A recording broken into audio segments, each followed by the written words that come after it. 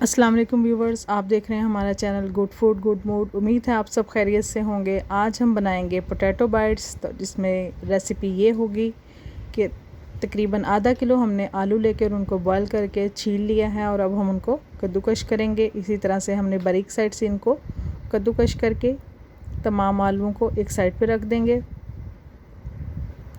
یہ آلو سارے کدوکش ہو گئے، ان کو ایک سائڈ پہ کر کے اب ہم نے ایک کڑاہی میں تقریباً 2 سے 3 چمچ ہم نے آئل شامل کرنا ہے، اور اس میں ہم نے 1 چمچ پسا ہوا لہسن شامل کر کے اس کو لائٹ براؤن کرنا ہے۔ بالکل ہلکی سی آنچ پہ ہم نے رکھنا ہے۔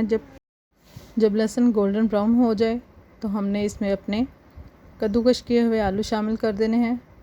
یہ ہم نے ابال کے ان کو کدوکش کر لیا تھا، تو یہ ہم نے اپنے براؤن کیے ہوئے لہسن میں شامل کر کے ان کو اچھی طرح سے مکس کرنا ہے، اور آنچ کو ہم نے ابھی بھی دھیمی ہی رکھنا ہے، تیز بالکل نہیں کرنا۔ اب ہم اس میں فلیور کے لیے کچھ مسالے شامل کر دیں گے۔ سب سے پہلے ہم نے اس میں 1 چمچ نمک شامل کرنا ہے، یہ آپ حسب ذائقہ بھی شامل کر سکتے ہیں۔ اس میں ہم نے چلی فلیکس یعنی کٹی ہوئی لال مرچ شامل کرنی ہے، آدھا چمچ۔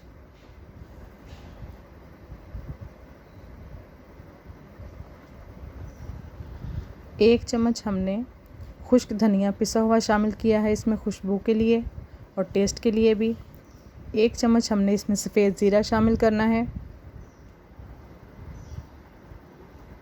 اور 1 چمچ ہم نے اس میں پسی ہوئی کالی مرچ شامل کرنی ہے۔ یہ بھی آپ اپنے ٹیسٹ کے حساب سے، اگر آپ لائٹ پسند کرتے ہیں تو کم کر لیں، آدھا چمچ کر لیں اس کو بھی۔ اب ساری چیزوں کو ہم نے اس میں اچھی طرح سے مکس کرنا ہے، اور ساتھ ساتھ ہم نے اس کو ہلکا ہلکا فرائی بھی کرتے جانا ہے۔ یہ ہلکا ہلکا نیچے لگے گا، لیکن کوئی مسئلہ نہیں ہے، آپ نے آنچ کو دھیمی رکھنا ہے تو یہ خود بخود ہی ٹھیک ہو جائے گا۔ یہ دیکھیں ہم نے اس کو اچھی طرح سے مکس کر لیا ہے۔ اب ہم اس کو ٹھنڈا کریں گے۔ ٹھنڈا کر کے ہم نے ایک تھال میں تھوڑا سا آئل لگا لیا، یعنی اسے گریزی کر کے سارا امیزہ جو ہم نے ٹھنڈا کیا ہوا تھا وہ ہم اس میں پھیلا دیں گے اچھی طرح سے۔ آپ کے آلو اگر آپ نرم محسوس کریں تو آپ اس میں کارن فلور کے 2 چمچ بھی شامل کر سکتے ہیں۔ یہ ہم نے اس کو اچھی طرح سے مکس کر لیا ہے۔ یہ دیکھیں ہم نے اس کو اچھی طرح سے اوپر سے پھیلا کے اس کو ریسٹ دینا ہے 10 منٹس کے لیے۔ آپ چاہیں تو اس کو فریج میں بھی رکھ سکتے ہیں تھوڑی دیر کے لیے۔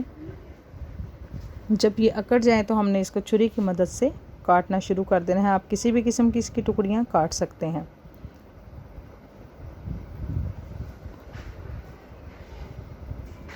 ایک پلیٹ میں ہم نے کارن فلور رکھا ہے، یہ اس کی ٹکڑیاں ہم نے نکال کے تو ان کو کارن فلور لگا لیا ہے۔ اگر آپ چاہیں ناپسند کریں تو اوپر لگانا ناپسند کریں تو آپ اس کے اندر بھی شامل کر سکتے ہیں، آلوؤں کے میزے کے اندر کارن فلور شامل کر لیں۔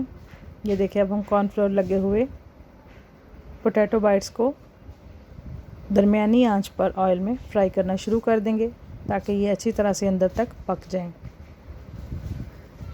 آہستگی سے ہم نے اس میں شامل کرنے ہیں، اور ایک طرف سے اچھی طرح سے پک جانے کے بعد ہم نے اس کو سائڈ چینج کرنا ہے۔